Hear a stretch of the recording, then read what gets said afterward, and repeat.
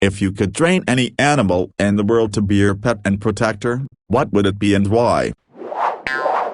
I saw two bears brawling along the highway earlier this summer. I'm pretty sure I saw one pull a perfect hip toss, slamming the other into the road. Seeing this giant brown bear execute a perfect judo throw, following the opponent to the ground, makes me believe a bear wouldn't even require training. They're just born ready to brawl. I just saw my first moose in the wild last week on a bike ride here in Sweden. It was swaying side to side, and so it might have been drunk on fermented fruit, or just waking up since it was like 3 in the morning. I watched and prayed it wouldn't turn around and chase me. I'm not sure I could have beat it even on my bike. Also, they are tanky as fuck. I mean, you can ride this thing through traffic and not even cars can stop it. On top of the holy shit, this dude must be some kind of nature god factor to it, because a moose is so rarely kept as a pet compared to tigers and the like. Polar bear. Just learned that they actively hunt humans, and they are the only bear that you can't scare off or avoid with any particular tactics. Play dead, freeze, etc. They are also the largest and strongest bear, also very soft and fluffy. If I had a pet polar bear, I wouldn't need any blankets because it would keep me warm. There was an account of a guy who walked away and dropped things as he went. The polar bear would sniff and inspect each item, which allowed him to get away. If the thing is starving, it'll still probably eat you, but if it's in an open and close the fridge type mood, you might be alright. Primate is the way to go, though I would want something bigger like a baboon. Ain't nobody gonna fuck with a baboon and walk away with their eyes unscratched. Pretty sure you could teach a baboon to shoot a gun too. Small enough to take with you on an airplane, large enough to fucking wreck anybody 1v1. Fuck, I gotta look into getting a baboon. A raven. My first thought was a gorilla or lion to protect me, but I really haven't found myself in too many scenarios where I needed the protection of a 1,000-pound animal. A raven is smart, so I could teach it a lot and have it do mundane things for me. Go drop this letter at the post office. Deliver those flowers to mom. Go shit on this guy's car every morning. Things like that. Flying would make these things so much easier. Edit for the raven tax. This is how I would address him. Credit to you, Spearmint Joe, for the picture. My grandfather had a pet raven as a boy. It would bring him dropped coins and stuff. The raven would follow him when he rode on his bike from home to school. It would chill around his bike until he came home. It would pretty much just hang out and bring him shiny things. He had it for a couple of years. Neighbor kid ended up killing it with a bow and arrow. Grandpa beat his ass. The dad came over to yell at my grandfather. He was the chief of police. My great-grandfather was pulling up the driveway after a double running the drag line down at the mines. Saw the chief chewing his son out, then proceeded to find out why. After finding out, he beat the chief's ass. Then he spanked my grandpa for putting him in that situation. Long story, but the point is pet ravens are cool.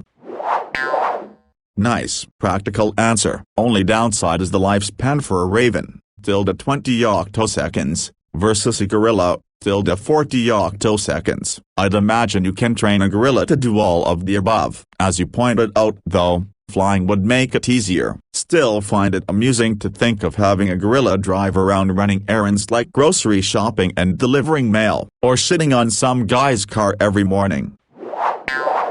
Also, ravens are small and people won't try to take them away from you. Lions are cool, but you can't just get away with having a lion following you around. The police will kill it if it's out in public, and even just having it privately in your home, it will probably be taken away to a sanctuary or something. But raven, no problem. Go for a lot of long walks. Pass by a muffler shop regularly. For a while there were 3 crows that lived around the muffler shop which I would see regularly, and who seemed to have absolutely no fear of people. I started setting aside a few scraps of bacon at breakfast and would feed them if I happened to see them. After a couple weeks it was clear they knew what time of day I'd likely show up and would be waiting for me. They showed absolutely no fear of people, which was strange. And after a couple of months I was able to coax one of them to sit on my arm for about 3 seconds. I made the grievous error of mentioning this in an FB page for my city. Within about 10 minutes someone who worked at the muffler shop chimed in and said that they'd been feeding the crows too, which to me explained their lack of fear and readiness to accept food from me. Then they vanished. 3 or 4 weeks went by and they hadn't shown up. I DM'd the person on Facebook who'd mentioned they'd been feeding the birds too to see if they'd seen them around, and they informed me that the day after our conversation on FB someone had come by and shot all 3 with a pellet gun. Effin' people, man. Doctor, don't post cool stuff about your town online. A whale, and not just any whale. I want to befriend the 52 Hertz whale, aka the world's loneliest whale. I want to train in the art of friendship, and it will protect me from ever again thinking that some creatures are destined to be alone. Fuck DA ocean police, me and my boy blasting sounds on the high seas with high frequencies. Dude, I understand. I own a Yorkshire Terrier. The long-haired rat can't even drink from a normal plate. I had to buy a hamster-style upside-down thingy. Never in her life has she listened to me, unless she wanted that exact thing. I do love her though, but it's definitely not what you would call a loyal dog. I had a wolf hybrid dog growing up. She was the most badass ever, but also the most loving animal. Me, my mom, and 2 other dogs, were he pack, and no one could fuck with us. One day I was out on my bike and she would run alongside me. Neighborhood bully pushed me off my and started to beat on me to steal it, but he ended up with 80 pounds of pissed off canine on top of him. Kid's dad came back a few hours later with a gun and shot her twice, once in the leg, once in the shoulder, but she still jumped the 6-foot fence and went after him. He called the cops about our vicious attack dog, after which he was arrested for unlawful gun ownership and discharging a weapon and something to do with shooting our dog. He ended up serving time. Those were the only 2 times the dog acted at all aggressive, other than barking like any guard dog, but she'd never threatened someone coming on a property in a friendly way. Op has the right idea. Keep in mind, if this is your personal trained protector, you've got to care for it, feed it, clean up after it. Make sure it has plenty of space to exercise. Who the hell can afford to feed a bear? And God, I don't want that mess. Honey Badger is pounds for pounds the most badass guard dog you will find.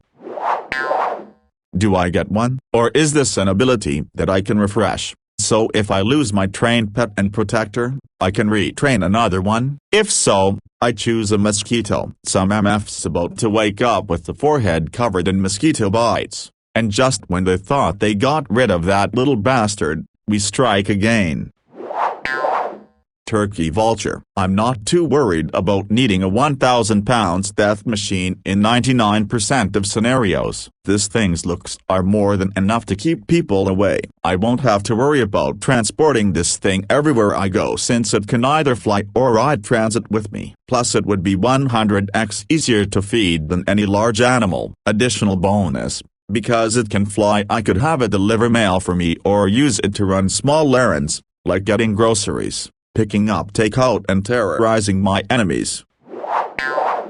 I never thought about how lethal they are. I grew up around them, used to go down to the water to feed them. They are mostly hissing and posturing, but once they know you aren't a threat they eat right out of your hand. Or for me anyways. And the little baby geese are so soft and precocious. Gorilla. You can teach them sign language, which makes communicating easier. They're also strong enough to rip a human apart. Most people are intimidated by them, so they probably won't even attempt anything. They also have thumbs, which means they can use tools, or they could just fist bump me. A very large friendly python or boa constrictor. That would scare most people away. They don't even take much training. Just regular handling. They don't like strangers handling them wrong. Up to a certain size it is fine to have a large snake alone with you. They love your body warmth. Even though non-venomous, they can and do bite in defense when threatened. They have sharp, backward-facing teeth but not fangs. Note: do not have a large constrictor if you own a small pet or a small child. Ours managed to escape once. A crow or raven. Reason being is they're very social and teach each other who is friend and foe and other things. Some flocks have grudges on people who wrong them and others protect and give gifts to people they like. Having a loyal crow or raven to convince all local crows and ravens would mean I would practically be under the protection of a swarm of birds. Honey badger, if I could have one as a loyal pet that would be sweet, and there is nothing more feared or brutal. Other much larger predators leave those crazy fuckers alone. While other animals attack, they go for the eyes. These bastards go for the genitals. Nobody is going to fuck with the asshole that will literally eat your balls off if you draw its attention. All these answers are pretty cool but not very practical. The pets that are listed would be very difficult to have fun with. That is good luck taking a fucking polar bear to the park, or load them in your car to take them out somewhere. Realistically, they would need to fall into something similar to what we already have as pets and enough where people wouldn't be too threatened with. In my heart I'd pick a black wolf because they're so majestic and regal looking, but in reality something like a tiger or a larger bear is probably the best protection-wise. If I could get an entire wolf pack then probably that. I don't know why but I just like wolves. A lappa-faced vulture. They're fucking badass. Their powerful beaks can tear into the flesh of a dead rhino. They can just soar on air current miles above me until I need them and then swoop down and fuck you up. A hyena can destroy you but they can't exactly hide until you need them in plain sight. Okay, so hear me out. A mosquito. Hate those fuckers with a passion, but could you imagine one being trained? Like their lifespan is short as fuck, but if they reproduced while still yo homie, you could have a mosquito army. Nobody will wanna fuck with you when they are inconvenienced and itchy all the time. Low maintenance bet. 10/10ths would train so I would never have to be bothered again. Tuna, to protect me from lions. Okay, first off, a lion swimming in the ocean? Lions don't even like water. If you placed it near a river, or some sort of freshwater source, that'd make sense. But you find yourself in the ocean, 20 feet waves, I'm assuming it's off the coast of South Africa, coming up against a full-grown, 800-pound tuna with his 20 or 30 friends. You lose that battle. You lose that battle 9 times out of 10, and guess what? You wandered into our school of tuna and we now have a taste of blood. We've talked to ourselves. We've communicated and said, you know what? Lion tastes good. Let's go get some more lion. We've developed a system to establish a beachhead and aggressively hunt you and your family, and we will corner your pride, your children, your offspring. Wolf, I just feel really in touch with my canine side. I like their ability to be warm and loving but also part of community where they look out for another and communicate within their packs. They're not only beautiful but playful and love the snow just like me. So yeah, wolf. Human. Can you believe a human being that would fight and die for you just for small treats? Like I'll make them do my chores and whatever. I just now realize I'm basically describing a slave. Damn, it would be awesome to own a slave if it weren't so unethical. Wait, are pets just slaves? Elephant. It'll live as long as me. Bears, big cats, etc. won't last as long as me. And I'll probably need them more the older and weaker I get. An elephant can literally lift me with its trunk and give me rides anywhere, protect me in flood situations if they don't get washed away, kick any animal's ass, etc. Cleaning up its poop would suck though. A green sea turtle because they're so beautiful. They would live as long as me and even longer. We could travel the sea together and I could show them how to help clean it up, and I'd train it less to be my protector, but how to make a difference in protecting others in the ocean. And when they outlive me they'll like to remember me and our adventures. Capybaras 100%. If you're following the story in Argentina of the capybaras literally fighting back in a class war against the rich privileged people who built on their wetlands, you know how intellectual they truly are. I'd know they would have my back. Gorilla. A gorilla is several times stronger than us and they don't even work out. Get him some custom-fit Kevlar armor and train him to use weapons like guns and he'll be virtually unstoppable. If he runs out of ammo, that boy will go apeshit and rip a motherfucker in half. A rat. I already have 4 pet rats and they're phenomenal companions, super helpful for mental health. A perfectly trained rat would be so portable, I could just keep her with me all day. Plus, rats can be vicious when threatened. They're fast, have sharp teeth and claws and the ability to fit into tight spaces. Any dude attacking me in a dark alley would have a nasty surprise as my rat guardian climbed the inside of his pants and increased the genus of his testicles. How is a honey badger not the top answer? Those things can fuck up most of the animal kingdom. If in some case you got killed, unlikely as you have a honey badger as a guardian, can you imagine the trail of destruction your pet honey badger would leave to avenge you? That's what I want in my hypothetical animal guardian, a nice deterrent, but if things go sideways, a ball of spiteful fury that would hunt down and punish whatever was responsible. The John Wick of the animal kingdom.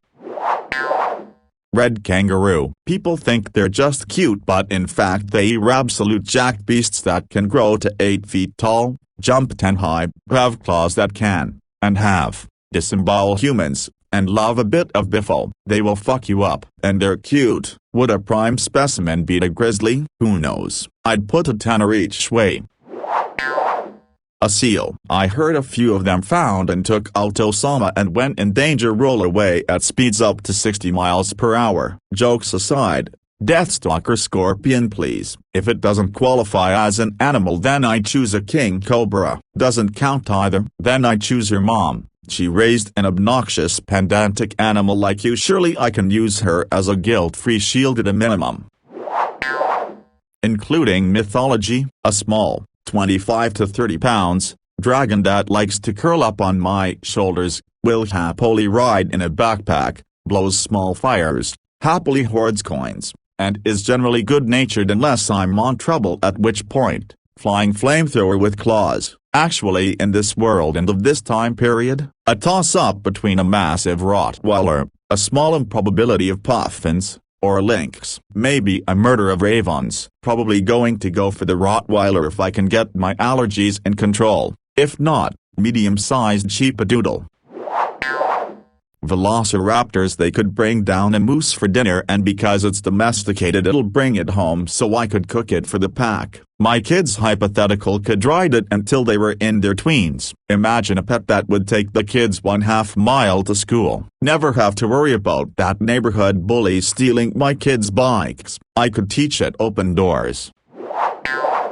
My days of D&D have prepared me for this question. Finger monkey. I will escape almost any situation with my finger monkey because one who will find an animal of that size on my person, and also this animal will steal all the keys I need to escape. And they are known to be aggressive, so if I need to buy some time to escape they'll tear up somebody's face. Saltwater crocodile. Why? I've said it once and I'll say it all again. Saltwater crocs are the shit. In fact, I'd argue that crocodiles are the coolest damn animal on earth. Like seriously, imagine looking at the event that killed the dinosaurs and going, and what mate? Like it was nothing to crocs. They just chilled in the water like sure, meteor. That's nothing pal. They can grow to be more than 20 feet long. 20 feet long. Imagine 3 Shaquille O'Neals lined up end to end and running at you at up to 11 miles per hour. Because oh yeah, crocs are really fucking fast. Some of them can even gallop. On top of that, their jaws are super strong. Like take the world's strongest man and tell him he can shove his bulk up his sphincter, because he hasn't seen the power of croc closing its jaws. Now, they do have a hard time opening their jaws because those muscles are so weak, probably because a croc has never once had to open his jaws unless he damn well wanted to. That's why in captivity, for transport, they often have their jaws taped shut or held closed with huge rubber bands. Oh, I'm sorry, did I portray crocs as being weak for a second there? My mistake. These prehistoric units are absolute omnivores. They don't care what you are or how tough you think you are. They will eat you if they're hungry. Their diet may include fish, deer, wild boar, buffalo, Brock Lesnar, a Boeing 747, a couch, a caravan, the entire state of New Hampshire, the Canary Islands, and every animal in the Lion King. including every single wildebeest in the stampede scene. They don't care about how they get their food either. If a big tough predator like a big cat kills something, a croc will happily come over and say, "Cheers pal, I'll be having that." And the big cat will say nothing, because if he does, the croc will eat him too. Oh, and did I mention that crocs have the most acidic stomachs of all known vertebrates? That means that it'll dissolve bones, teeth, clothing, steel, precious metals, you name it, the croc can and will eat it. So these crocs are pretty tough, right? There's got to be a trade-off somewhere, you'd think. Nope. Guess again pal. Crocs are also intelligent hunters, and have been observed to use twigs as bait to hunt birds during mating season. The croc will balance twigs on their snout and submerge themselves in water. When the birds fly over, they swoop down thinking, "Awesome, some twigs for my nest." Then the croc jumps out all tweet tweet you chirpy fuck guess again and eats the bird for being such a gullible demos. They're also highly sociable, being able to create over 20 unique messages with vocalizations alone. Most crocs are also tolerable of other crocs, so be prepared to face the wrath of an entire gang of them if you piss one off. Not that it'll need the help. After all, this is a goddamn crocodile. Larger crocs have an average lifespan of around 70 years. Some can even live for over a century. So if you ever annoyed one and somehow managed to get away, don't think you're outliving that basking behemoth. In conclusion, crocodiles are as badass and cool as they are terrifying. If you see one, I hope you've made your peace with this mortal coil, because it's already too late.